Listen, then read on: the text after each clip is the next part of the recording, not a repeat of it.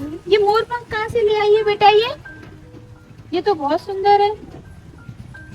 Mummy मुझको एक बात बताओ, श्री कृष्ण अपने मुकुट पर ये मोर पंख क्यों लगाते थे? अरे ये इतना सुंदर है, देख कितना प्यारा है, इसीलिए लगाते होंगे, और क्यों लगाते थे? अरे मम्मी ये सुंदर तो है, लेकिन श्री कृष्ण के मुकुट पर ये और ज्यादा सुंदर लगता है। मम्मी इससे जुड़ी त्रेता युग की एक कहानी है। वो कौन सी कहानी है बेटा? वो कहानी मम्मी मैं तुमको बताती हूँ। मम्मी जब एक बार हमारे प्रभु श्री राम 14 वर्ष का वनवास करने गए थे, तब वन में एक दिन माता सीता को बहुत तेज प्यास लगी। तो माता सीता ने प्रभु श्री राम से कहा कि हे प्रभु, मुझे बहुत तेज प्यास लगी है और प्यास की वजह से मेरा गला सूख रहा है। तो फिर हमारे प्रभु श्री राम ने पानी की बहुत खोज की, लेकिन उनको पानी नहीं मिला। तो फिर हमारे प्रभु श्री राम ने प्रकृति से प्रार्थना की कि हे प्रकृति, अगर कहीं जल आशय है तो हमें उसके मार्ग दर्शन करवाओ। तो मम्मी प्रभु श्री राम की वो बात एक मोर सुन रहा था। तो फिर पहले तो वो मोर प्रभु श्री राम के सामने आया, फिर उसने प्रभु श्री राम को प्रणाम किया। फिर उस मोर ने बोला, हे प्रभु, मैं आपको जलाशय तक ले जा सकता हूँ, लेकिन उस तक पहुँचना इतना आसान नहीं है। आप चाहे तो मैं उसके आपको मार्गदर्शन करवा सकता हूँ।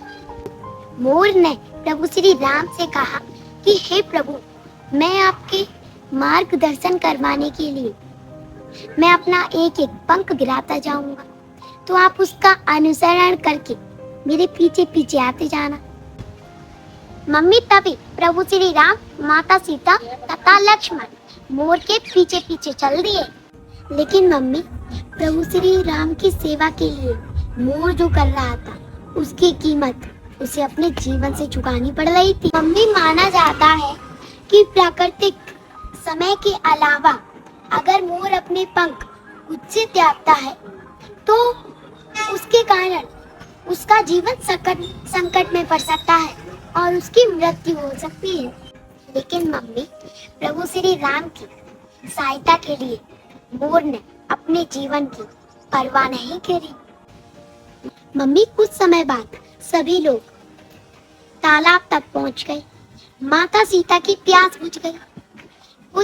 कुछ देर बाद प्रभु श्री राम की नजर उस मोर पर पड़ती है। वो मोर मूर्छित अवस्था में जमीन पर पड़ा था। तो मम्मी प्रभु श्री राम समझ गए कि उनके लिए वो मार्ग बनाते बनाते अपने प्राण त्याग चुका है। ये देखकर प्रभु श्री राम की आंखें नम हो गई।